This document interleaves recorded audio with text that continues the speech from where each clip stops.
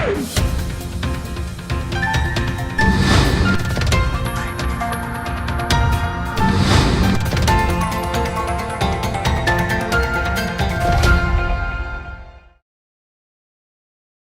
आप देख रहे हैं मरुधर बुलेटिन और मैं हूं आपके साथ अश्विनी सरोही। एंटीलिया केस में एनआईए अधिकारियों के साथ 13 घंटे की पूछताछ में सचिन वाजे का झूठ कई बार पकड़ा गया। इस केस में मुंबई पुलिस के तत्कालीन जांच अधिकारी एसीपी नितिन अलकनुरे को जब सचिन वाजे से केस लेकर सौंपा गया था तो एसीपी अलकनुरे से सचिन वाजे ने बहुत सी बातें शेयर नहीं की थी। सचिन वाजे को अलग और मुंबई पुलिस कर्मियों को अलग रूम में बैठाकर पूछताछ की गई। सचिन वाजे ने एनआईए अधिकारियों को बताया कि मैं सिर्फ एक हिस्सा हूं। एंटीलिया इमारत के पास विस्फोटक भरी कार रखने के मामले में मैं सिर्फ एक हिस्सा हूं। I am a piece of iceberg in this case. NIA Sachin Waze को शनिवार के दिन पूछताछ की तैयारी में नहीं था। दरअसल सचिन वाजे पर शिकंजा कसने के लिए एनआईए और तैयारियां कर रहा था। शनिवार सुबह सचिन वाजे ने अपने व्हाट्सएप पर एक इमोशनल स्टोरी लिखी और शब्द कुछ इस तरह के थे कि सचिन वाजे कोई गलत कदम उठा सकते हैं। एनआईए जो लगातार सचिन वाजे पर नजर रख रही थी वो वाजे को पूछताछ के लिए अपने साथ दफ्तर ले आई। सचिन वाजे ने मुंबई पुलिस में कार्यरत अधिकारियों के नाम एनआईए को बताए हैं। एनआईए पहले उनके रोल की जांच करेगी। एनआईए सचिन वाजे की टीम के सदस्यों से भी पूछताछ करेगी। सीआईयू के कुछ पुलिसकर्मियों के प्राथमिक बयान एनआईए ले चुकी है।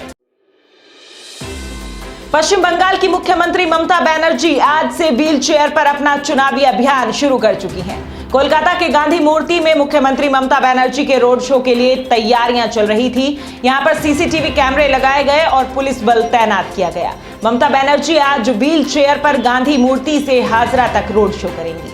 इस सप्ताह के शुरू में नंदीग्राम में चुनाव प्रचार के दौरान लगी चोट का इलाज कराने के बाद ममता को शुक्रवार शाम को एसएसकेएम अस्पताल से छुट्टी मिल गई थी। आज रोड शो के बाद कल ममता पुरुलिया जिले का दौरा कर सकती हैं, जहां तृणमूल प्रमुख 2 जनसभाओं को संबोधित करने की योजना है।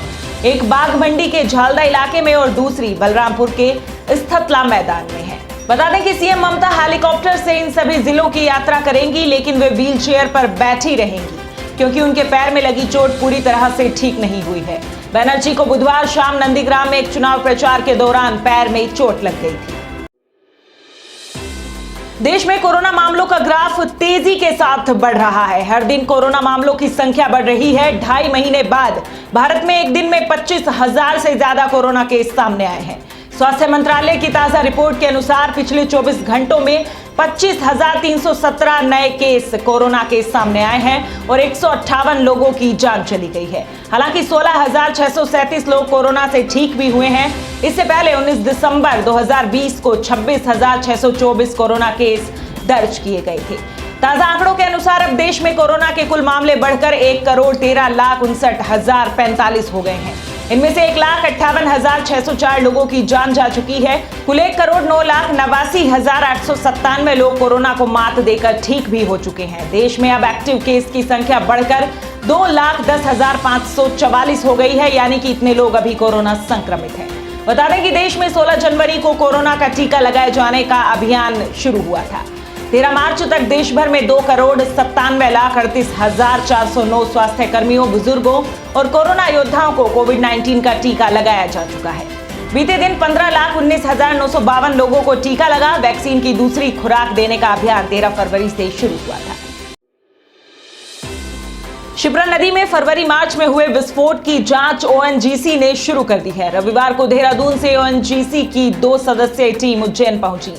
टीम में महाप्रबंधक अमित सक्सेना और वरिष्ठ भूवैज्ञानिक अजय लाल शामिल हैं।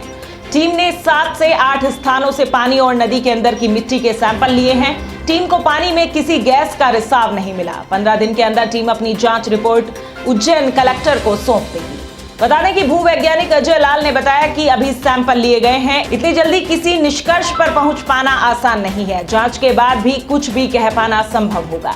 उन्होंने बताया कि जो भी स्पॉट देखे गए हैं वहां पानी में ना तो बुलबुले ही निकल रहे हैं और ना ही किसी तरह की गैस का रिसाव होते मिला है, इसलिए गैस का कलेक्शन नहीं हो पाया। वहीं नदी में हो रहे विस्फोट की जांच geological survey of India Bhopal की टीम भी जांच कर चुकी है।